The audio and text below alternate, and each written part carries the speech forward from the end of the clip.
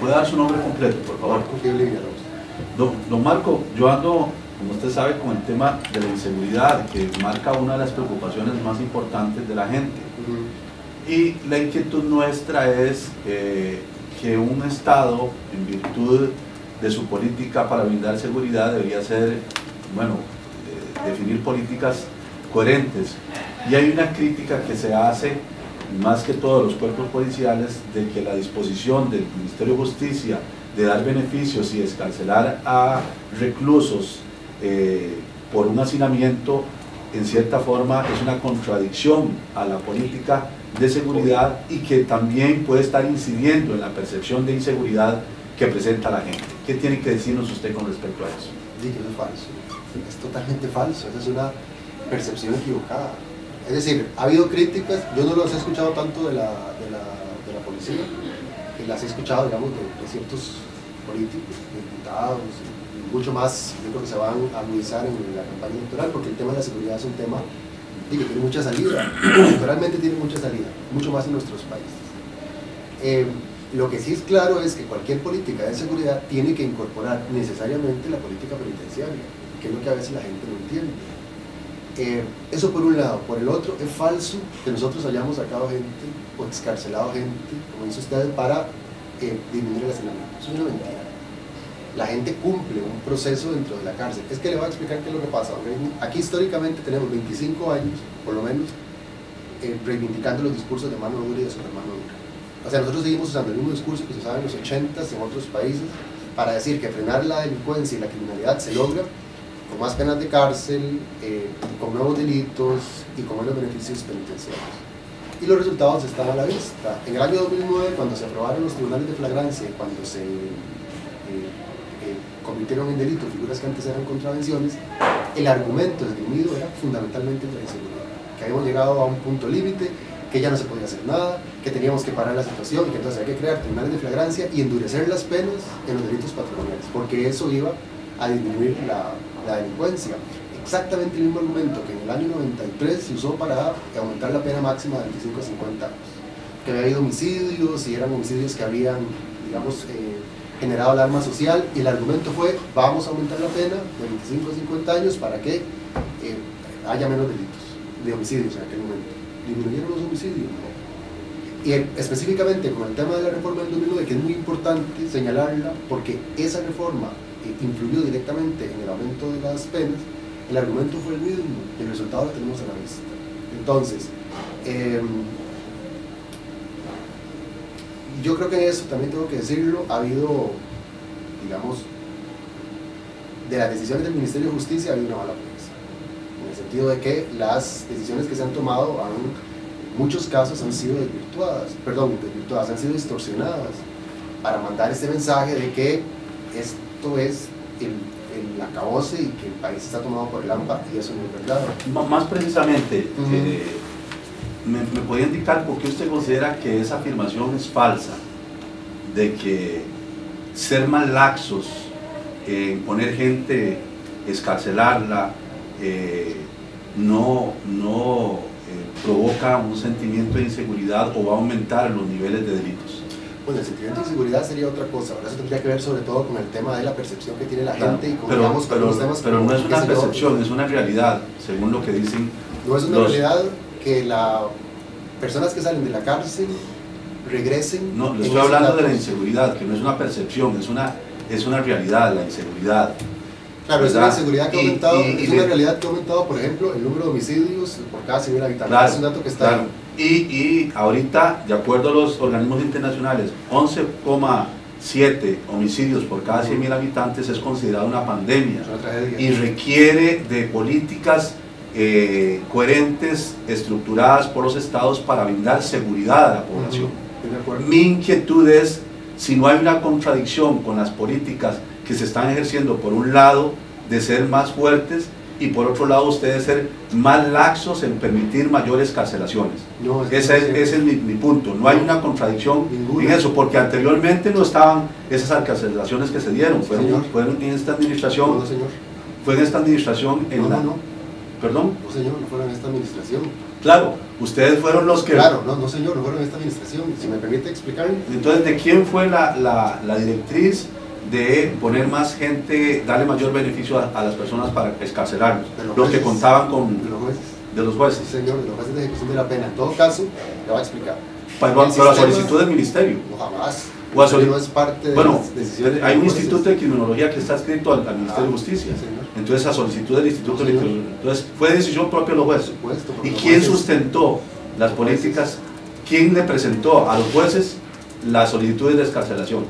Nosotros no hicimos ninguna solicitud de excarcelación. Bueno, entonces, ¿cómo fue que los jueces? ¿Fue por arte de magia? ¿Los jueces hicieron eso? Los jueces visitan las cárceles. Los jueces de ejecución de la pena visitan las cárceles semanalmente. Entonces, usted se va, por ejemplo, entonces, los jueces de la juela de ejecución de la pena y se van a reforma. Le digo esto. Entonces, no hubo ninguna posición de que en vista del hacinamiento, ni ninguna política a nivel de ustedes o del ministerio, de que a raíz del hacinamiento carcelario que había, pues hacer un estudio para aquellos que se ajustaban a mayores beneficios para excarcelarlos, proceder con ellos. Cuando los jueces lo ordenaron, se llegaron unos requisitos, claro. Pero ustedes hicieron la solicitud. Que no hicieron los jueces de ejecución de la pena actúan mutuo propio. Los jueces de ejecución de la pena, principio de división de poderes, no acatan órdenes del Poder Ejecutivo. Nosotros simplemente, ahí sí, acatamos las órdenes de los jueces. Pero además le voy a decir una cosa. Del año 2010, más o menos, al año 2014, se trasladaron cerca de 6.000 personas a los centros institucionales. Al final del gobierno, por ejemplo, en Alhambra de Chinchilla, por otra orden de los jueces, de un juez de San José, se reubicaron más o menos 400 personas del centro penal de San José, de San Sebastián. Esas no son órdenes del Ministerio de Justicia, digamos, el Ministerio de Justicia no actúa de oficio, el Ministerio de Justicia actúa cuando los jueces se lo dicen. Ahora, porque hay una pero hay otro tema, si me permite aclarárselo. En cualquier régimen penitenciario del mundo, digamos, del mundo civilizado, la gente entra a la cárcel y tiene que someterse a un proceso de acompañamiento técnico.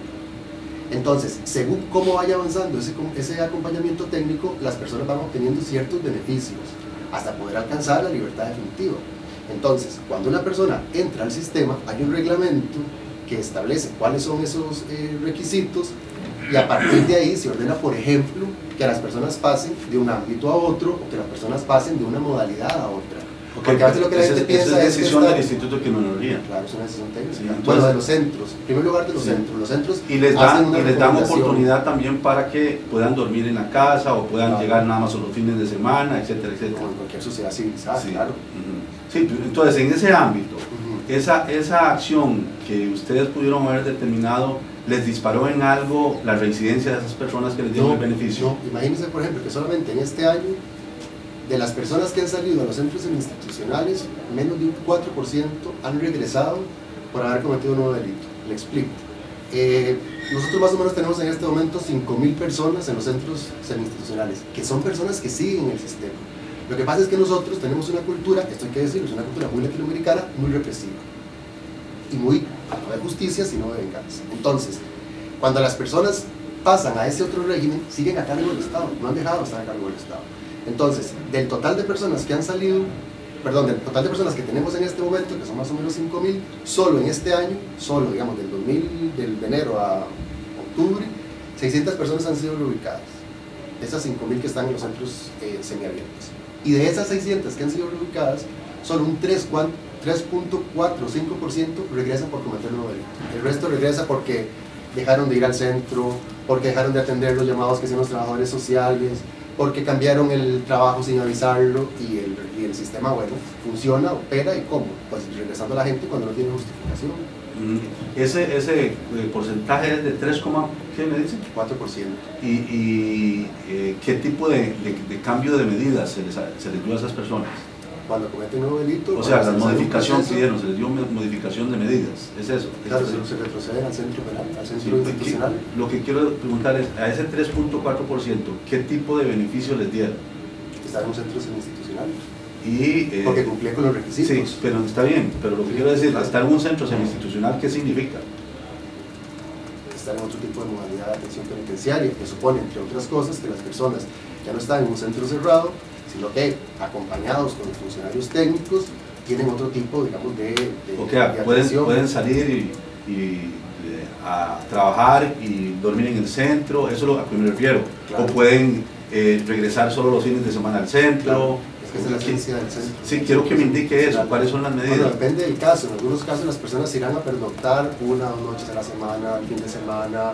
En algunos casos pernoctan toda la semana y más bien se van el fin de semana para su casa, como en el centro de San Luis, que es un centro, digamos, donde la gente, hay una finca donde la gente trabaja, o en el centro de La Paz en San Ramón.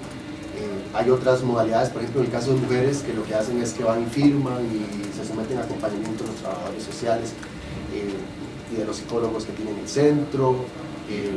Depende de cada caso.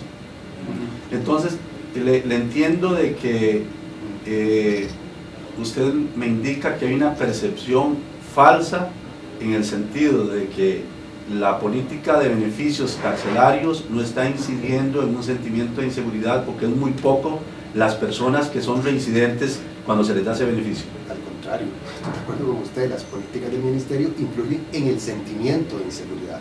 Eso es otra cosa. Lo que no es cierto es que las políticas del Ministerio de Justicia haya datos que nos permitan concluir que están incidiendo en la comisión de delitos. De hecho, la semana pasada la Fuerza Pública dio unos datos de que en el último año disminuyeron en casi un 4% la comisión de delitos patrimoniales, que por cierto son fundamentalmente los delitos por los que se reubicaron personas en aquellas famosas circulares que fueron dos momentos por órdenes de los jueces.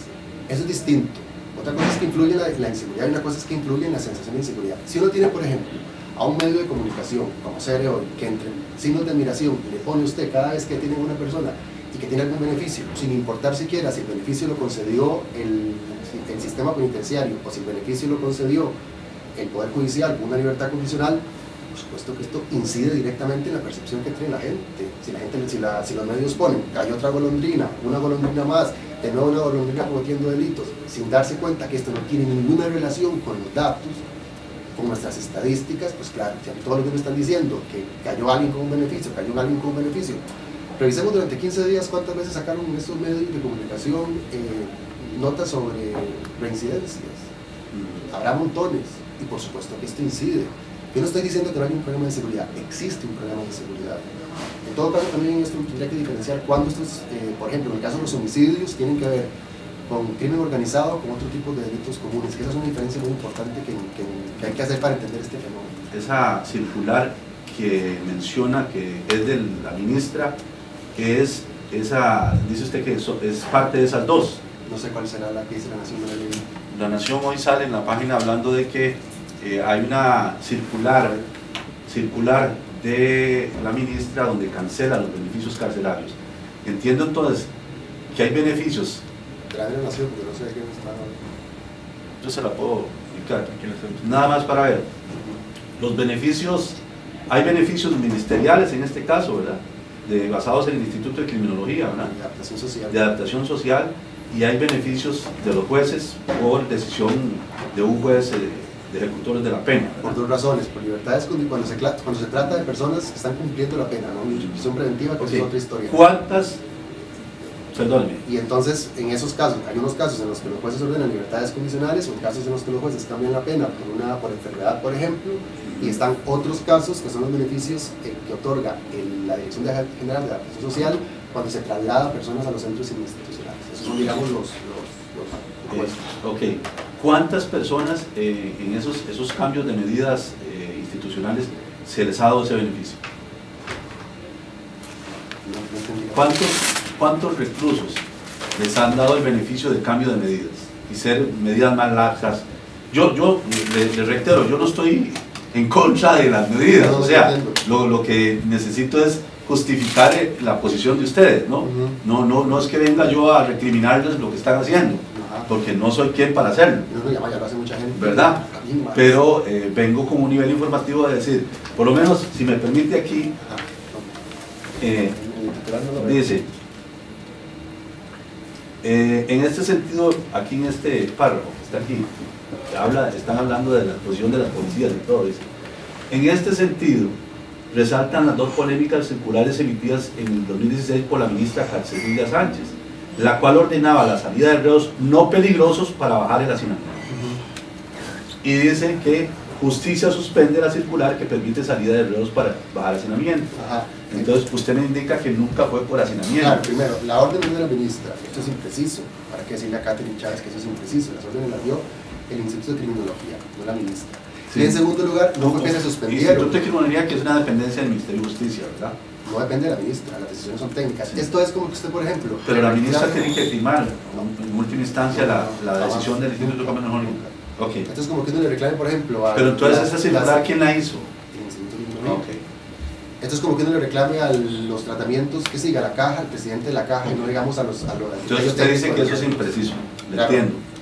No solamente es impreciso, es falso. No fue la ministra la que dio la que emitió las circulares, las emitió el Instituto de Criminología, y no fue que las suspendieron, es que estaban emitidas para cumplir una orden específica. Por ejemplo, hay una resolución de marzo del 2016, se le puedo dar la resolución, del juez de ejecución de la pena de la Alajuela, que ordenaba casi textualmente reubicar a 350 personas del centro Gerardo Rodríguez Echeverría a otros centros, y que en caso de que no hubiera espacio en otros centros, que se generara una estrategia para poder reubicarlos en centros institucionales. Entonces, frente a esa orden, a mí, por ejemplo, me sorprende muchísimo cuando yo he escuchado a diputados decir que esas órdenes no hay que cumplirlas. Esto es un Estado de Derecho. Cuando un juez le dice a uno, haga esto, uno lo hace, le guste más o le guste menos. Pero si los jueces no lo estaban ordenando, nosotros no íbamos a dejar de hacerlo. Sobre todo, además, porque cuando nosotros llegamos, el hacinamiento había alcanzado cifras históricas de 55%, y eso es inasumible en cualquier sociedad, digamos, con aspiraciones de ser democrática. Entonces nosotros cumplimos esas órdenes de los jueces. ¿Cuántas personas pusieron en libertad a raíz de esa orden? El dato exacto no lo tengo, pero son más o menos 1.500 a raíz de esa orden, de esas dos órdenes. Bueno, ese grupo de órdenes, de esos dos momentos, de noviembre del 2015 y de marzo del 2016. 1.500, dice usted. Y de esas 1.500, ¿cuántas volvieron a reincidir? Regresó más o menos el 10%, y de ese 10% solo un 3% también, porque los datos se mantienen exactamente igual, un 3% por cometer nuevo delito, o por lo menos porque se les abrió una nueva causa. No sé si todos fueron condenados, ¿no? Que a veces pasa. Entonces, que alguien diga que con estos datos, digamos, hay una incidencia negativa en el tema de la inseguridad, pues es negarse a los datos, porque los datos están ahí. Entonces, fueron 10% de los 1.500. 3% si usted me está hablando de delito. No, digo yo, de los 1.500 me dijo que eran 10. Claro, pero no todos regresan por cometer nuevo delito. Muchos regresan por incumplir condiciones fijadas a la hora de darse el beneficio. Entonces, por ejemplo, un señor deja de ir a San Luis. Simplemente un día dijo no voy a San Luis y no vuelve. Esa es una falta, no lo justifica. No fue porque se le enfermó la esposa o la pareja, no fue porque no quiso ir. Entonces, ese incumplimiento tiene una consecuencia, que es que la persona se retrocede del centro. Entonces, allí mismo, el equipo técnico que está en el centro institucional envía una nota al Instituto de Criminología y le dice, fulanito de tal incumplió, recomendamos que sea reubicado a algún centro institucional, es decir, en una cárcel. Pero ese es un porcentaje, un 7% más o menos de ese 10% que tuvo que ser retrocedido. Ok, entonces entiendo que la circular no se suspendió, sino que ya se cumplió con el pedido del juez que ordenó el asunto, ¿es así? A partir de ahí no ha habido más solicitudes. ¿Más circulares? No. Más circulares en ese sentido. No. Ni tampoco hay alguna posición a nivel administrativo o a nivel del Instituto de Criminología en el sentido de liberar más reclusos o darles mejores beneficios, digo. De darle mejores beneficios para... O darle otros beneficios, digamos, para que no estén tan hacinados, pasar a los otros sitios con libertad condicional, etcétera. Después de esa circular.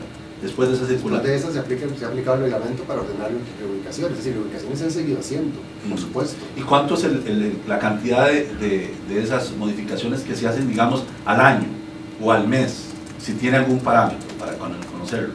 ¿Cómo modificaciones? De medidas, digamos, que el Instituto de Criminología da beneficios cada mes, cada 2 meses y cuántos, o cada año, si tiene un parámetro para conocerlo. El dato se lo puedo dar, pero más o menos serán unas 1.500, 2.000 personas al año que se trasladan a los centros institucionales. Es un dato que estoy diciendo así, estoy tirando por lo alto porque no lo manejo en este momento con precisión. Lo que le puedo decir es que, digamos, estas cifras se mantienen muy estables durante todo el año, porque además dependen muchísimo de quiénes están en las cárceles. Si en las cárceles hay 5.000 personas, pues en los centros institucionales habrá menos. Si hay 10.000 personas, o 15.000, 14.000 como ahora, pues en los centros institucionales habrá más, porque hay una relación ahí de ahora, de Marco, ¿usted considera que, digamos, en esta pandemia de la cantidad de homicidios por cada 100.000 habitantes, la política carcelaria es consecuente con la política general para tratar de disminuir esos niveles de inseguridad? Sí, ¿por qué no habría de hacerlo? En todo caso, porque además le voy a decir una cosa, el invertir en un sistema penitenciario robusto que garantice que las personas puedan rehabilitarse, puedan regresar a la sociedad, digamos, respetando las normas, es invertir en una política de seguridad. Es que la lógica, a veces muy simplista, a veces no siempre, muy simplista, de ver esto así, es creer que uno agarra a una persona, la mete en una cárcel, se desentiende de esa persona y la persona desaparece. Y no es así. Esa persona va a regresar en algún momento. Entonces, si el Estado no genera instrumentos para que esa persona regrese en mejores condiciones cuando regrese, no solamente es que va a regresar sin haber recibido, digamos, la atención que un Estado de Derecho y una sociedad democrática deben dar, sino es que va a regresar peor. Porque la cárcel tiene una cosa que se llama efectos criminógenos. Estar en la cárcel de por sí afecta la salud de cualquier persona, digamos, psíquica, física, etc. Entonces, si nosotros no intentamos conjurar esos riesgos para que las personas salgan mejor, cuando salgan van a ser potenciales infractores de las normas penales. Eso es lo que a veces no se ve en esta lógica, digamos. Y en todo caso, esto que dice aquí la Nación, no es que, sí, la Nación también habla de que el hacinamiento disminuye por dos razones. Una, por el tema de la creación de 3 nuevos centros, y otro por las políticas que ha seguido el Ministerio ellos llaman de beneficios, no son beneficios, en términos de, por ejemplo, la creación de un sistema de vigilancia electrónica, de utilizar otro tipo de armas, entre comillas, digamos, para enfrentar a quien infrinja la ley, para abordar, digamos, a quien incumple las normas jurídicas. Con relación a esto de los brazaletes, es como le llaman, tobilleras, perdón, ¿cuál ha sido el resultado? El resultado ha sido muy positivo, nosotros estamos muy satisfechos. Digamos, igual, la inmensa mayoría de la gente ha cumplido. La inmensa mayoría de la gente anda con que a los que se les ha colocado, orden de los jueces además. Eso tampoco tiene nada que ver el Ministerio de Justicia, ni el Instituto de Criminología, ni el Instituto de Adaptación Social, ni la ministra, ni yo. Esta es una orden de los jueces porque así lo dispusieron los legisladores. Los jueces deciden quién tiene tobillera. Se ha colocado la tobillera a más o menos 500 personas y la tasa de cumplimiento también es altísima, es de más del 90%.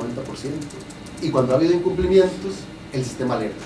Esto es lo importante, porque a veces hay gente que nos pone a dar 4 vueltas en Twitter, en Facebook, en redes sociales porque alguien incumplió, como si no fuera capaz de controlar la conducta humana. No, cuando hay incumplimientos, el sistema tiene que estar lo suficientemente armado para que alerte, no para evitar que alguien incumpla. Es decir, esa es otra responsabilidad que puede tener el sistema, digamos, en cuanto al abordaje, dar seguimiento, etc. Pero esperar que uno anticipe conductas es un poco de ciencia ficción. Y de esos, el 90%, digamos, ¿qué pasa con ese resto, el 10%?